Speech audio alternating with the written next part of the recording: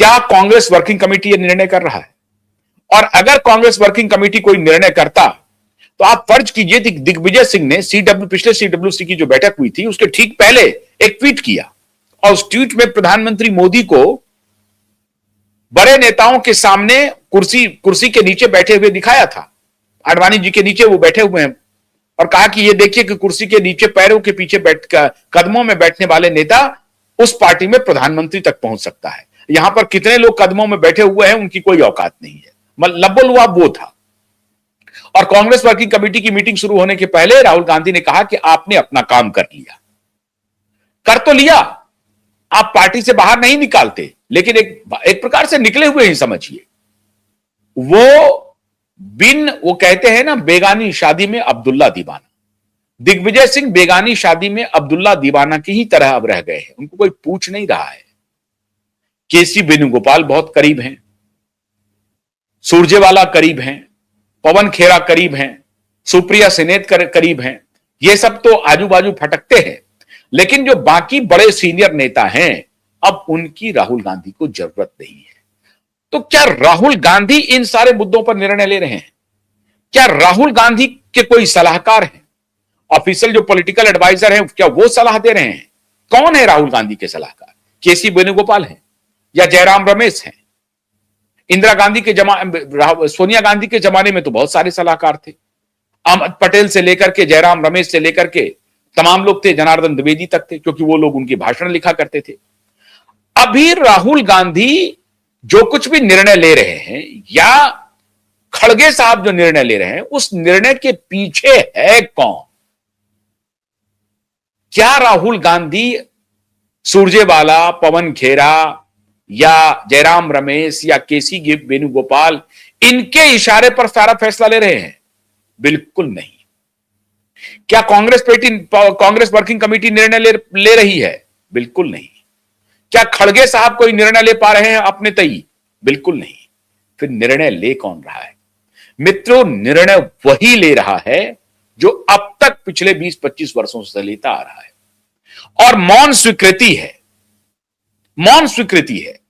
अगर वो डायरेक्ट किसी निर्णय को इन्फ्लुएंस नहीं करती हैं तब भी उनकी मौन स्वीकृति है। मौन स्वीकृति का कारण क्या हो सकता है? वो नहीं चाहते हैं कि राहुल और प्रियंका को इस तरह से कोई असहज स्थिति में खड़ा किया जाए कि राहुल ने कोई निर्णय ले लिया और पार्टी मान नहीं रही है।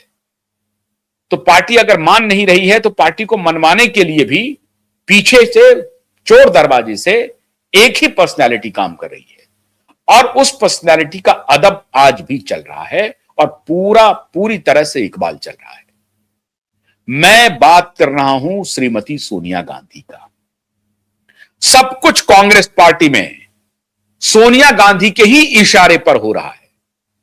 आप सोच रहे हैं कि राहुल गांधी निर्णय ले रहे हैं, आप सोच रहे हैं कि प्रियंका गांधी निर्णय ले रही है, आप सोच रहे हैं कि एक खड़गे साहब ले रहे हैं निर्णय। बिल्कुल नहीं, सोनिया गांधी निर्णय ले रही है। यह बात सोनिया ने ही तय किया कि हम तीनों को संसद में रहना है, क्योंकि सोनिया को इस बात पर भरोसा नहीं है कि प्रेजेंट डिस्पेंसेशन कब तक इनको संसद में रहने देगा। याद कीजिए, गुजरात का एक मामला आया, अदालत ने फैसला दिया और उस अदालती फैसले के बाद कांग्रेस के युवराज राहुल गांधी की संसद की सदस्यता खत्म हो गई। इस एक घटना ने सोनिया गांधी को अंदर से हिला दिया। खाली अंदर से हिलाया नहीं, बल्कि तोड़ दिया। सारा कॉन्फिडेंस टूट गया। उनको याद आने लगा अपने इमरजेंसी का दौर, जब उनकी सासू मां ने इमरजेंसी लगाई थी और बहाना बनाया था कि यह अनुशासन उत्सव है। इमरजेंसी को कहा था अनुशासन उत्सव। उनको यह खौफ समाने लगा कि मोदी में इंदिरा के ट्रेट नजर आ रहे हैं। उनको नजर आने लगा इंदिरा गांधी के कुछ वैल्यू सिस्टम मोदी में नजर आने लगा। उनको लगा कि कहीं मोदी इंदिरा की राह पर तो नहीं चले हैं। और ये जो घटना थी राहुल गांधी की संसद की सदस्यता के जाने का, इसने सोनिया गांधी को सतर्क कर दिया। उनको लगने लगा कि भाई ये अदालत का मामला तो होगा, लेकिन जिस आनन फानन में सदस्यता गई, 24 घंटे के अंदर एग्जीक्यूशन हो गया, राहुल गांधी की सदस्यता चली गई। सोनिया गांधी अंदर से डर गई, घबरा गई। उनको लगने लगा कि यह डिस्पेंसेशन कुछ भी कर सकता है। अदालती आदेश आया है, थोड़ा इंतजार करते, इंतजार करके कोई फैसला लेते। नहीं, कोई इंतजार नहीं हुआ। अदालती आदेश आया और लोकसभा स्पीकर का नोटिफिकेशन चला गया और उनकी सदस्यता खत्म हो गई फौरन। यह भी नहीं कहा गया कि 1 दिन 2 दिन, और उसके बाद आपने देखा होगा सदस्यता खत्म होते ही राहुल गांधी को अपना घर खाली करना पड़ा। हालांकि बाद में सुप्रीम कोर्ट ने उसको एक प्रकार से ठीक करने की कोशिश की, लेकिन राहुल गांधी की सदस्यता गई, उनको घर खाली करना पड़ा। और शीला दीक्षित के घर में, शीला दीक्षित के जो बेटे हैं संदीप दीक्षित, उनको अपना घर ऑफर किया और वहां पर संभवतः वो रहने के लिए गए। ये जो घटना हुई, इस घटना के बाद सोनिया गांधी ने तय किया कि पता नहीं, हमारे परिवार के साथ कुछ भी हो सकता है। ऐसी परिस्थिति में हम तीनों को संसद का सदस्य रहना चाहिए कि अगर एक के साथ कुछ हुआ तो दूसरा मौजूद हो, दूसरे के साथ कुछ हुआ तो तीसरा मौजूद हो। और वहीं से ये टर्न करना शुरू कर दिया, क्योंकि जब इनको लगा कि संसद की सदस्यता जाने के बाद हमारे पास रहने तक के लिए घर नहीं है। खैर, घर तो सोनिया गांधी को घर की क्या कमी है, या राहुल गांधी को घर की क्या कमी है। प्रियंका गांधी का तो आलीशान घर बना है साहब हिमाचल में, तो घर की कोई कमी नहीं है उस तरह से।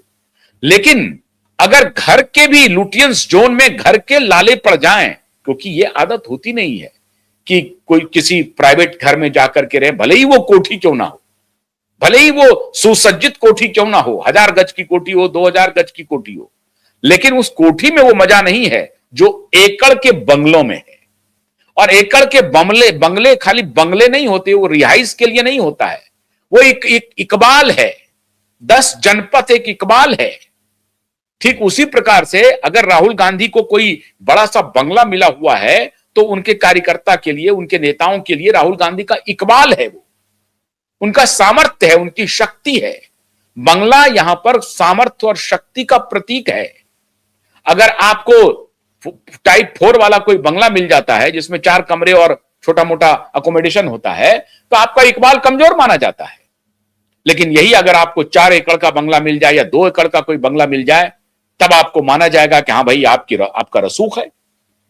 तो बंगला जाने की नौबत आ गई, बंगला चली गई। बल्कि ऐसी परिस्थिति में सोनिया गांधी इस स्तर पे आ गई कि नहीं, हम तीनों को अब संसद में रहना है। मतलब जो कोई भी एलिजिबल है वो संसद पहुंच जाए। डर तो यह भी सताने लगा था कि आने वाले दिनों में कहीं ऐसा ना हो जाए कि रॉबर्ट वाड्रा भी संसद पहुंच जाए, और इसीलिए प्रधानमंत्री का यह तंज था।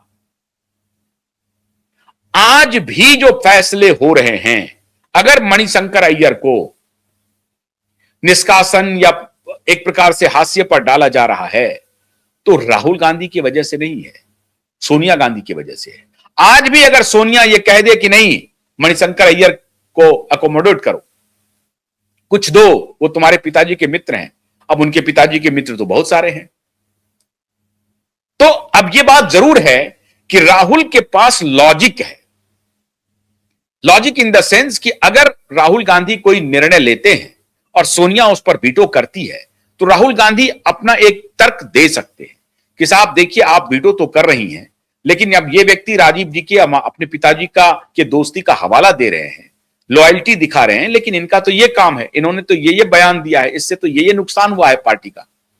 अब वहां पर सोनिया गांधी एसर्ट नहीं कर सकती है, अग्रेसिव नहीं हो सकती है। अब ये प्रॉब्लम हो गया है। सोनिया करना तो चाहती है, लेकिन आज भी अगर राहुल को यह पता चल जाए कि नहीं, सोनिया गांधी राहुल के सारे फैसले से नाराज है, दुखी है, तो भी कांग्रेस पार्टी नहीं चलेगी। राहुल और प्रियंका को सोनिया को मनाना ही पड़ेगा। और अभी भी सोनिया राहुल से ज्यादा लोकप्रिय हैं कांग्रेस पार्टी के अंदर, पुराने लोगों में भी और नए लोगों में भी। क्यों? क्योंकि सोनिया को अपना डायरेक्ट उस तरह से अपना राइवल नहीं दिखता। हां, अपने बेटे के राइवलरी के मुद्दे पर वो कोई समझौता नहीं कर सकती, लेकिन सोनिया गांधी अभी भी लोगों में ज्यादा पॉपुलर हैं और रीच भी है उस तरह से। राहुल से मिलना मुश्किल है, लेकिन सोनिया से भी मिलना मुश्किल है। लेकिन सोनिया से 2 4 5 प्रयास करने के बाद आपकी मुलाकात हो भी सकती है। राहुल से तो मुलाकात ही संभव नहीं है। आजकल थोड़ा सा बदलाव हुआ है कि राहुल से आप मिल सकते हैं, सोनिया जी से नहीं मिल सकते हैं, क्योंकि स्वास्थ्य का कोई रीजन है।